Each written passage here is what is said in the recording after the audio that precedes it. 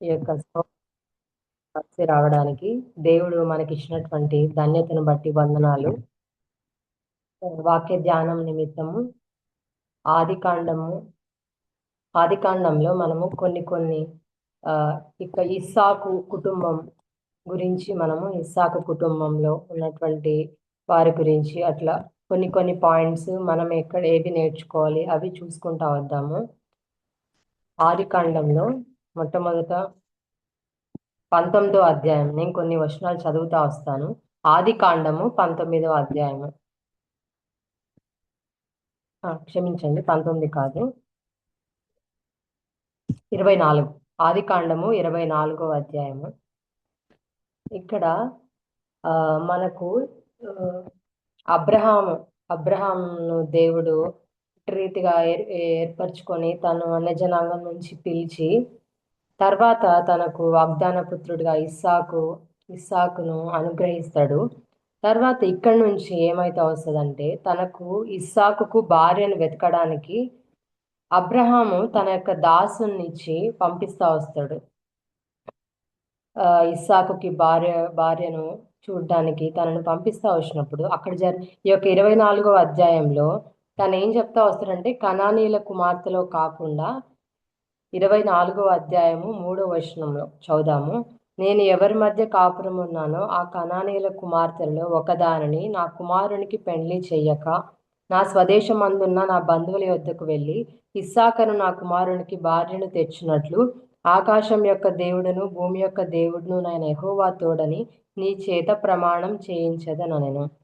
ఇక్కడ అబ్రహాము తన స్వదేశమందున్న బంధువుల యొద్దకు వెళ్ళి ఇస్సాకును నా కుమారునికి భార్యను వెతకమని అంటే తనకు ఆ భార్యను తేవడానికి తన యొక్క దాసుని పంపుతా వచ్చినప్పుడు అప్పుడు రిబ్కా ఇక్కడ తను ఒక సూచన పెట్టడము, ఆ యొక్క దాసుడు అటు తర్వాత రిబ్కా అక్కడ పరిచయం అవుతా వస్తుంది.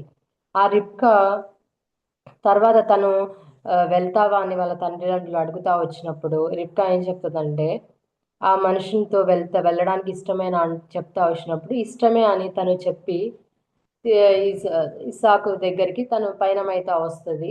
తిరిగి వచ్చినప్పుడు ఆ యొక్క ఇస్సాకు షారా మరణించిన తర్వాత ఆ యొక్క గుడారంలోకి రిబ్కాను తీసుకెళ్లడం జరుగుతుంది. తర్వాత రిబ్కాను వివాహం చేసుకున్న తర్వాత ఆ యొక్క తల్లి మరణించిన బాధనంతా కూడా తను పోగొట్టుకుంటా వస్తాడు. తర్వాత రిబ్కాను బట్టి కుటుంబం సంతోషంగా ఉంటా వస్తుంది. దాని తర్వాత 25వ అధ్యాయంకి వస్తే మనము ఇక్కడ 25వ అధ్యాయం ఆది కాండము 25వ అధ్యాయంలో 19వ వచనం నుంచి కొన్ని వచనాలు మనం చూసుకుంటా వద్దాము.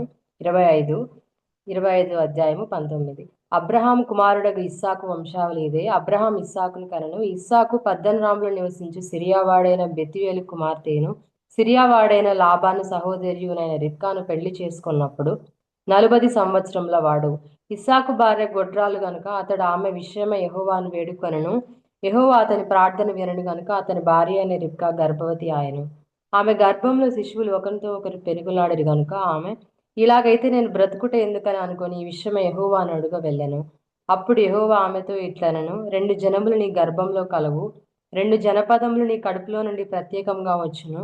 ఒక జనపదము కంటే ఒక జనపదం బలిష్టమై ఉండును. పెద్దవాడు చిన్నవాడికి దాసురగును అనెను.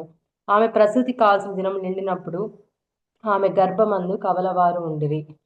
ఇక్కడ ఈ యొక్క వచనాల్లో ఏముందంటే ఎప్పుడైతే రిబ్కాకి వీళ్ళిద్దరికి ఇస్సాకు రిబ్కా వివాహమైన తర్వాత వాళ్ళకి 20 సంవత్సరాలు పిల్లలు లేరనమాట. ఆ యొక్క గొడ్రాలుగా తను ఉంటా వచ్చింది. ఆ యొక్క సమయంలో ఇస్సాకు ప్రార్థన చేస్తా వచ్చినప్పుడు వారికి దేవుడు రిబ్కా యొక్క గర్భం తెచ్చినప్పుడు ఆ యొక్క గర్భంలో కవలలు ఉంటా వస్తాయి.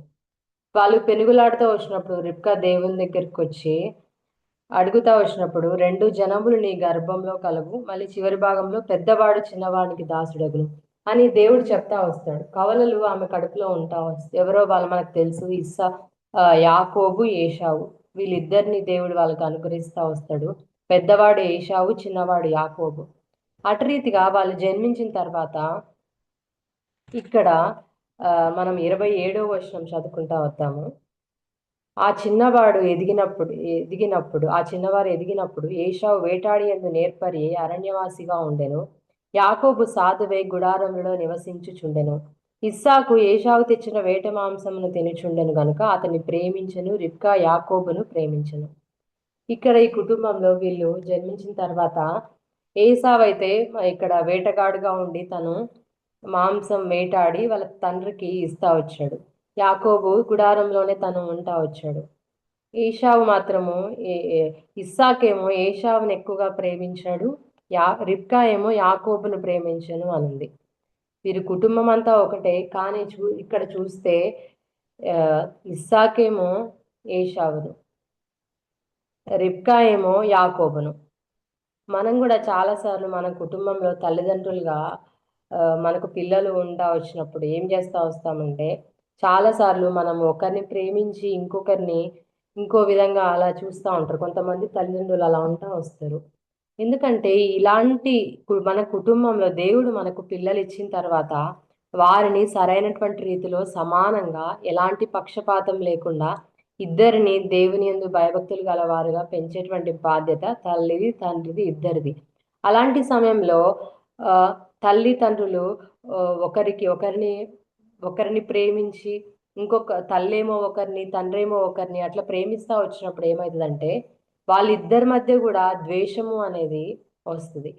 ఇక్కడ కూడా మనం చూసినప్పుడు ఇక్కడ యాకోబుకు ఏషావుకు వాళ్ళిద్దరికి ఎప్పుడైతే అటు రీతిగా ఉంటా వచ్చినారో, తల్లి ఒకరిని ప్రేమించడం తండ్రి ఒకరిని ప్రేమించినప్పుడు వాళ్ళిద్దరి మధ్యలో కూడా ఏమైతా వచ్చిందంటే తర్వాత అధ్యాయాలు మనం చూసుకుంటా వద్దాము, వారిద్దరి మధ్యలో కూడా ద్వేషం పెరుగుతా వచ్చింది. ఇక్కడ దేవుడు వాగ్దానం చేస్తా వచ్చినాడు, రిబ్కాతో చెప్తా వచ్చినాడు. ఏం చెప్పాడు?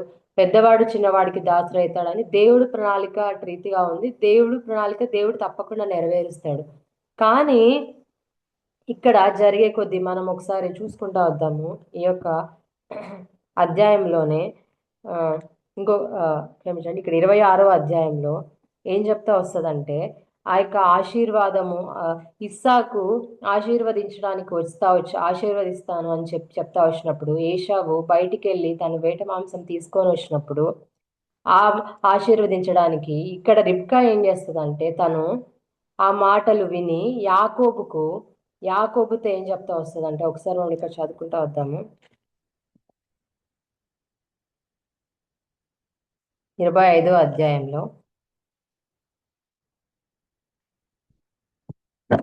27వ అధ్యాయంలో కొన్ని వచనాలు చదువుకుంటూ వద్దాము. ఇస్సాకు వృద్ధుడై అతని కనులకు మందదృష్టి కలిగినప్పుడు అతడు తన పెద్ద కుమారుడైన ఏషావుతో, నా కుమారుడు అని అతని పిలువగా అతడు చిత్తం నాయన అని అతనితో అనను.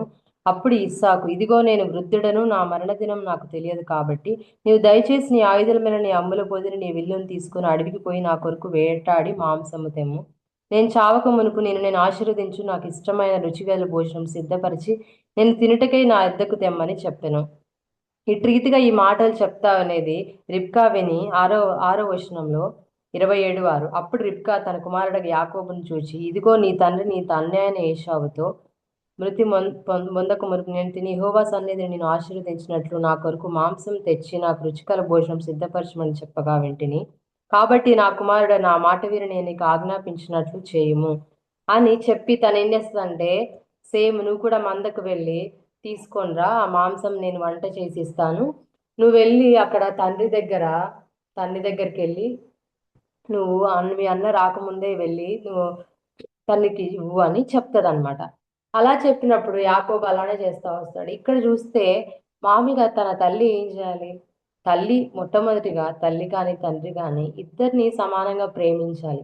అది ఇక్కడ జరగలేదు. మళ్ళీ ఏం చెప్తా వస్తుందంటే ఏషావుకి ఇస్సాకు తను ఏదో చెప్తా వచ్చినాడు, అదేదో తను చాటుగా విని యాకోబుకు ఇట్టి రీతిగా మోసం చేయమని తల్లే చెప్తుంది. ఈ తల్లైనా అలా చెప్పవచ్చా?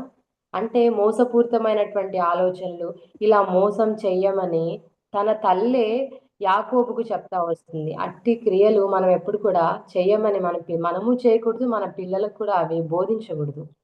రిబ్కా అట్లా ఎందుకు చేస్తా వచ్చిందంటే, తను దేవుడు చెప్పాడు కదా చిన్నవాడే గొప్పవాడవుతాడని, పెద్దవాడు చిన్నవాడికి దాసుడు అవుతాడని, తను ఆ యొక్క ప్రణాళిక తనేదో నెరవేరుద్దాం అన్నట్లుగా తను ఇవన్నీ కూడా చేస్తా వస్తుంది. అంటే తనతో చెప్పాడు కాబట్టి తను ఎక్కువగా ఫేవర్ కూడా చిన్నవాడికే చూపిస్తా వచ్చింది పెద్దవాడి కంటే కూడా. చిన్నవాడికి చూపిస్తా వచ్చింది అన్ని కూడా తనకి సపోర్ట్ చేస్తూ చిన్నవాడికి అన్ని కూడా ఆలోచనలు ఇలా మోసం చెయ్యమని కూడా తనే చెప్తుంది చూడండి. ఇక్కడ ఏషావుకు తన తండ్రి చెప్తే దాన్ని రీప్లేస్ చేసే విధంగా ఏం చెప్తుందంటే, నువ్వు వెళ్ళి నీ 9వ వచనంలో నీవు మందకు వెళ్ళి 2 మంచి మేకపిల్లలను అక్కడి నుండి నా యొద్దకు తెమ్ము. వాటితో నీ తండ్రికి ఇష్టమైన రుచికల భోజనం అతనికి చేసేదను. నీ తండ్రి మృతి పొందక మునుపు అతడు వాటిని తిని నిన్ను ఆశీర్వదించినట్లు వాటిని నీ తండ్రి యొద్దకు తీసుకొని పోవలను అని చెప్తా వచ్చింది. అలా చెప్పినప్పుడు తర్వాత ఇస్సాకు దగ్గరికి యాకోబు వస్తాడు. యాకోబు వచ్చి ఆశీర్వాదం తీసుకుంటాడు. ఇదంతా జరుగుతుంది. అవన్నీ తర్వాత ఇస్సాకు రిలీజ్ అవుతాడు. మళ్ళీ ఏషావు వచ్చి అప్పటి నుంచి కూడా ఇంకా ఏషావుకి ఇంకా తన పైన చాలా ద్వేషము కోపం పెరుగుతూ వచ్చింది. దీనికి కారణం ఎవరు అంటే రిబ్కా. రీతిగా తను దేవుడి ప్రణాళిక దేవుడు ఎలా అయినా కూడా నెరవేరుస్తాడు. మనకు తెలుసు 25వ అధ్యాయంలో కూడా ఏషావు ఏం చేస్తా వచ్చినాడు. ఏషావు యాకోబు మధ్య జరిగింది. ఏదో ఒకసారి మళ్ళీ చూసుకుందాము. 25వ అధ్యాయంలో 30 నుంచి నేను అలసి ఉన్నాను, ఆ ఎర్రగా ఉన్న దానిలో కొంచెం దయచేసి నాకు పెట్టుమని అడిగాను. అందుచేత అతని పేరు ఎదోము అనబడును. అందుకు యాకోబు నీ జ్యేష్ఠత్వం నేడు నాకు ఇమ్మని అడుగ్గా. ఏషావు నేను చావబోతున్నాను కదా, జ్యేష్ఠత్వం నాకెందుకనెను. ఇక్కడ జ్యేష్ఠత్వం గురించి వస్తా వచ్చినప్పుడు ఏషావు ఏం చేస్తా వచ్చినాడంటే తను ఆకలితో ఉంటా వచ్చినప్పుడు జ్యేష్ఠత్వాన్ని కూడా అంటే తిండికి తను ఆకలితో ఎక్కువ ఉన్నాడు కాబట్టి ఆ యొక్క సమయంలో ఇంకా జ్యేష్ఠత్వం వద్దు, నాకేం వద్దు, ప్రస్తుతానికి నాకు ఆహారం ఉంటే చాలు అన్నంతగా జ్యేష్ఠత్వాన్ని నిరాకరించి యాకోబు ఆ జ్యేష్ఠత్వాన్ని పొందుకుంటా వచ్చాడు. ఇక్కడ చూస్తే ఇక్కడ ఆల్రెడీ దేవుడు ఏదైతే తను చెప్తా వచ్చినాడో అట్టిది ఇక్కడ ఆల్రెడీ ప్రణాళిక అనేది మొదలైంది. ఇక్కడ జ్యేష్ఠత్వం ఆల్రెడీ తను ఏషావు పోగొట్టుకుంటా వచ్చాడు.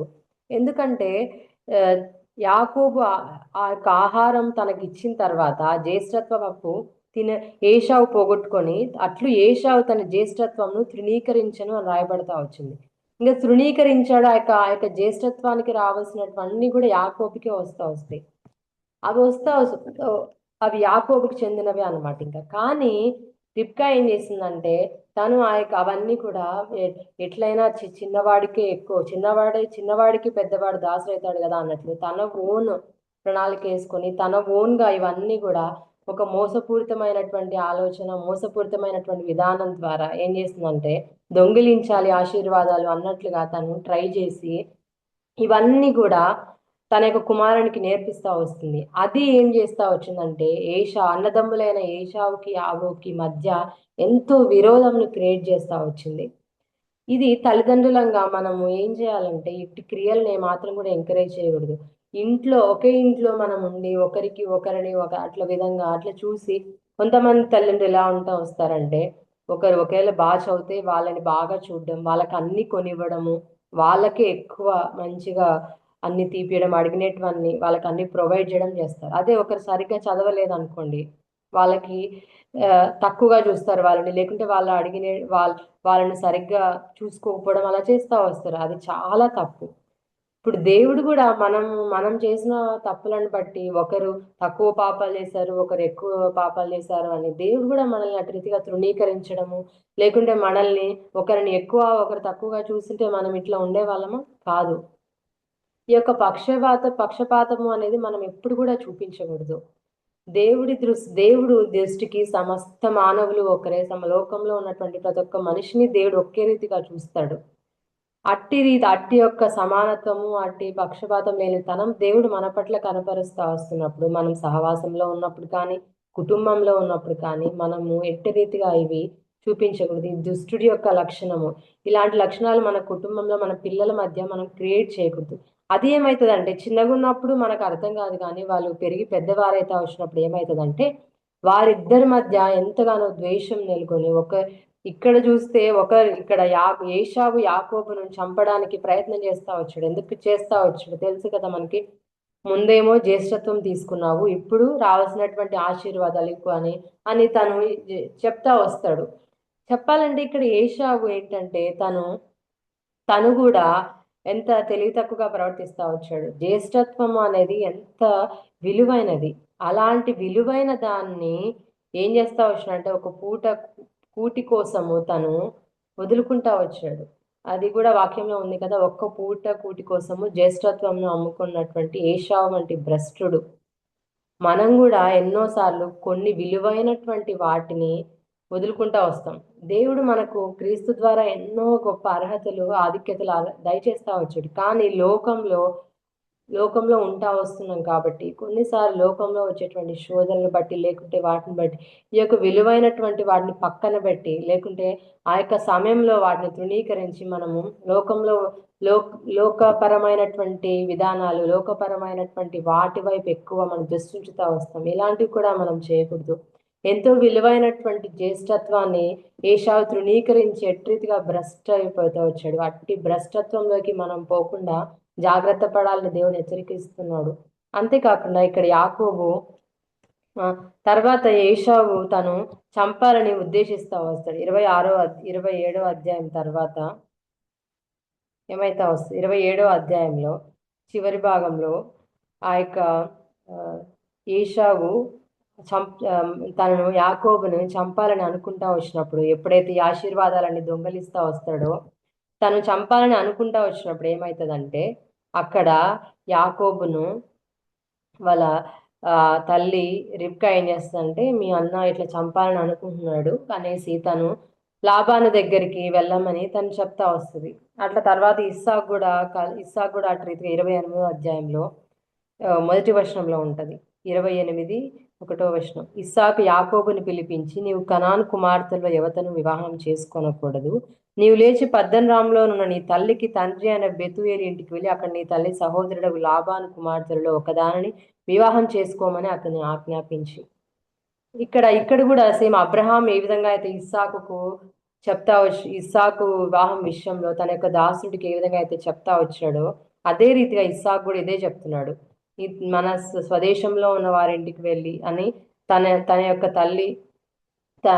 తల్లికి తండ్రి అయినటువంటి వాళ్ళ ఇంటికి వెళ్ళి అక్కడ సహోదరుడైనటువంటి లాబాను కుమార్తెను ఒకరిని వివాహం చేసుకోవడానికి నువ్వు వెళ్ళు అని చెప్తా వస్తాడు. కానీ ఏశావు అయితే ఇక్కడ ఏం చేస్తా వస్తాడంటే, మనం 26వ అధ్యాయం చూస్తే 26వ అధ్యాయము 34, ఏశావు 40 సంవత్సరముల వాడైనప్పుడు హిత్తీయుడైన బెయిరీ కుమార్తెకు యెహూదీతును, హిత్తీయుడైన ఏలోను కుమార్తెకు బాషమతును పెళ్లి చేసుకును. వీరి ఇస్సాకునకు రిబ్కాకును మనోవేదన కలగజేసిరి. ఇక్కడ అబ్రహాం ఏమో తన కుటుంబంలో వారు కనానీలను ఏమాత్రం కూడా వివాహం చేసుకోకూడదు అని తను చెప్తా వచ్చాడు. కానీ ఇక్కడ ఏశావు అయితే తను 40 సంవత్సరాల వయసు వచ్చినప్పుడు ఏం చేశాడంటే, హిత్తీయుడు అంటే కనానీల్లో ఒకరిని వెళ్ళి వివాహం చేసుకుంటా వచ్చాడు. వారి ద్వారా ఏమైందంటే ఇస్సాకునకు రిబ్కాకు మనోవేదన వారు కలగజేశారు అని ఇక్కడ రాయబడింది. ఇక్కడ పెళ్లిళ్ళ విషయంలో కూడా చాలా సార్లు ఏమవుతుందంటే, ఇక్కడ ఇస్సాకు అన్నీ తెలుసు. తన తండ్రి చేసినటువంటి తన తండ్రి ఎలా దేవుని భయభక్తులు కలిగిన వాడు, ఎలా ఎలా ఎలా అన్ని చేస్తా వచ్చాడు, ఇవన్నీ కూడా ఇస్సాకు బాగా తెలుసు. మళ్ళీ అంతేకాకుండా అన్ని విషయాల్లో తన తండ్రి దేవుని అందు ఎంత విశ్వాసం ఉంచుతా వచ్చాడో, ఎవరికి వివాహం, ఎలాంటి వారిని వివాహం చేస్తా వచ్చాడు, ఇవన్నీ కూడా తెలుసు. కానీ ఇక్కడ ఏశావు చూస్తే మరి ఇస్సాకు మరి వాళ్ళకి చెప్పే ఉంటాడు, అలాంటి వారిని మనం వివాహం చేసుకోనకూడదు అని మీరు చెప్పి ఉండొచ్చు. ఏశావు వినకపోయి ఉండవచ్చు. తిరుగుబాటు చేసేటువంటి స్వభావం కలిగి తను ఏం చేస్తా వచ్చినాడంటే, వెళ్ళి అక్కడ హిత్తీలో ఉన్నటువంటి కుమార్తెను పెళ్లి చేసుకుంటా వచ్చాడు.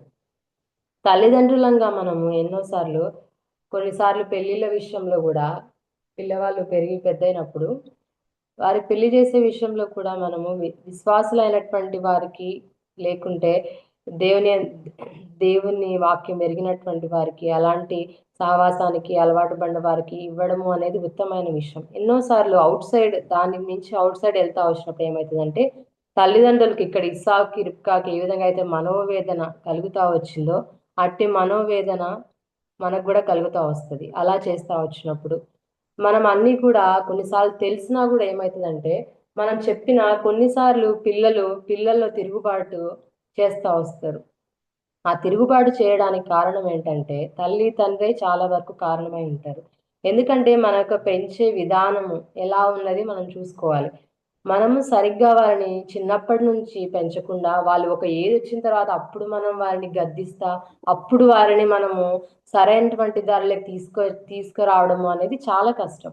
బాలుడు చిన్నగా ఉన్నప్పుడే మనం గద్దించాలి, బెత్తంతో దెబ్బ వేయాలి. ఇవన్నీ కూడా వాక్యంలో రాయబడతా వచ్చినాయి. ఇవన్నీ చెయ్యకుండా మనం వాళ్ళు పెద్దయినప్పుడు మనం వాక్యం బోధించి, అప్పుడు వాళ్ళకు వాక్యం నేర్పించి, అప్పుడు చేసి వాళ్ళకు వారి యొక్క వివాహం ఇట్లా అయింది, అది వాళ్ళే అని తప్పు అని వాళ్ళు మనము బ్లేమ్ చేయలేమనమాట.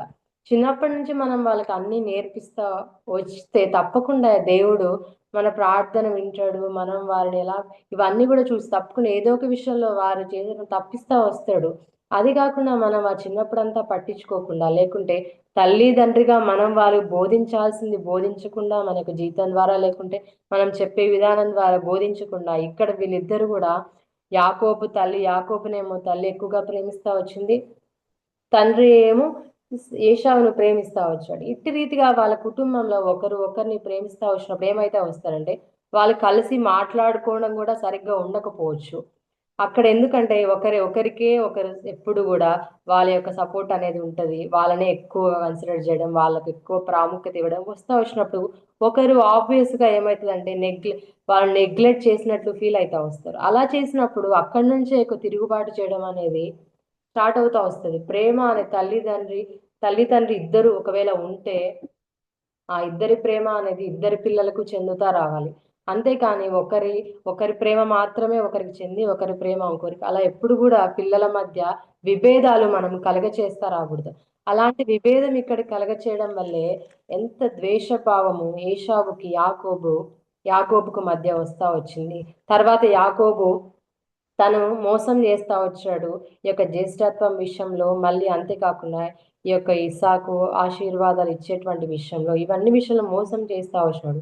తర్వాత దానికి తను అటు రీతిగా వెతుకుతా వచ్చాడు కాబట్టి దానికి తగినట్లు తను కూడా ఎంతగానో శ్రమ పొందుతా వచ్చాడు. లాబాను ఇంటికి వెళ్తా వచ్చినప్పుడు మనకు తెలుసు రాహేలు కోసము తను ఎన్ని సంవత్సరాలు కొలువు చేస్తా వచ్చాడో, ఎంత కష్టపడతా వచ్చాడో, ఎంతగానో తను అంటే తను చేసిన దానికి తప్పకుండా తను చేసిన మోసానికి దేవుడు తనకు తెలిసేలా చేస్తా వచ్చాడు. దాని తర్వాత తను రియలైజ్ అవుతా వచ్చాడు. దాని తర్వాత మళ్ళీ తను అటు రీతిగా అన్ని నేర్చుకుంటా వచ్చి ఎంతగానో ఎదుగుతా వచ్చాడు. కాబట్టి కుటుంబంలో మొట్టమొదట మనం ఏం చేయాలంటే ఇలాంటివి ఏవి కూడా మనము ద్వే వారి మధ్య విభేదాలు లేకుంటే వారి మధ్య ప్రేమ లేనితనము, ద్వేషము ఇవి మనం క్రియేట్ చేయకూడదు. అది సహవాసంలో అయినా సరే మనము పక్షపాతము ఎటు ఎవరి మధ్య కూడా మనము చూపించకూడదు.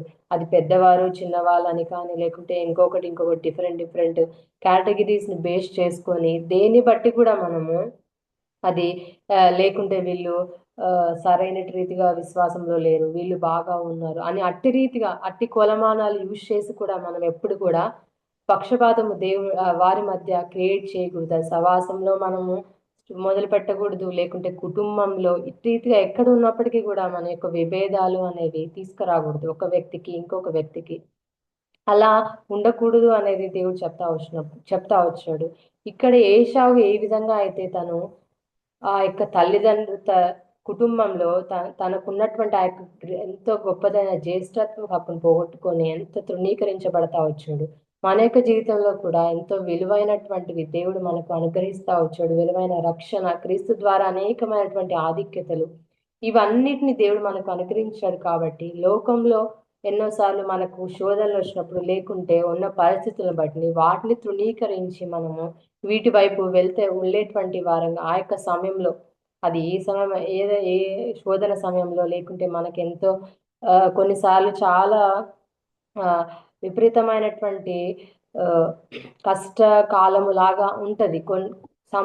కొద్దిగా పీరియడ్ అలా ఉంటది అనమాట. ఆ యొక్క సమయంలో మనం ఏం వస్తామంటే దేవుడు మనకిచ్చిన వాగ్దానాన్ని మనకి ఎన్నో వాగ్దానాలు వాక్యం ద్వారా ఇస్తా వచ్చాడు. కానీ వాటిని తృణీకరించి మనం ఏం వస్తామంటే వాటిని నెగ్లెక్ట్ చేసి మన లోక పద్ధతులు లోకసారమైనటువంటి జీవితంలో వెళ్ళి ఆ యొక్క కష్టకాలం మనం ఏం చేస్తామంటే దాని నుంచి తొలగిపోవడానికి ఎన్నో ప్రయత్నం చేస్తా వస్తాం. ఇక్కడ ఏషా విధంగా తృణీకరించి ఆ యొక్క కూటి కోసం అట్టి రీతిగా అట్టి గొప్పదాన్ని తృణీకరిస్తా వస్తారు. అట్టి నిర్లక్ష్యము లేకుంటే అట్టి మూర్ఖత మనలో లేకుండా కూడా మనం జాగ్రత్తగా ఉంటూ రావాలి. మన కుటుంబంలో కూడా ఎట్టి విభేదాలు అవేవి మనము తల్లిదండ్రులుగా పిల్లలకు చూపించకూడదు. అంతేకాకుండా వారి యొక్క వివాహ విషయాల్లో కూడా వారిని చిన్నప్పటి నుంచి మనం సరిగ్గా పెంచుతా వచ్చినప్పుడు దేవుడు తప్పకుండా సరైనటువంటి దేవుడు వారికి అనుగ్రహిస్తాడు. తల్లి, తండ్రి వాళ్ళు సరైనటువంటి రీతిగా వారిని భయభక్తిలో పెంచుతా వచ్చినప్పుడు, వాక్యం వాళ్ళకి నేర్పిస్తా వచ్చినప్పుడు దేవుడు ఎప్పుడు కూడా విడిచిపెట్టడు. మన కుటుంబంలో గాని, మన సహవాసంలో గాని మనము ఎవరిని గూడా పక్షపాతం అనేది లేకుండా ఎవరి పట్ల కూడా ఇస్సాకు, రిబ్కా ఏ విధంగా అయితే అట్లా చూపిస్తా వచ్చారో, అట్లా మనం చూపించకుండా అందరిని గూడా సమానంగా మనం చూపించి, అటు రీతిగా మనం ముందుకెళ్ళడానికి దేవుడు మనకు సహాయం చేయనుగాక.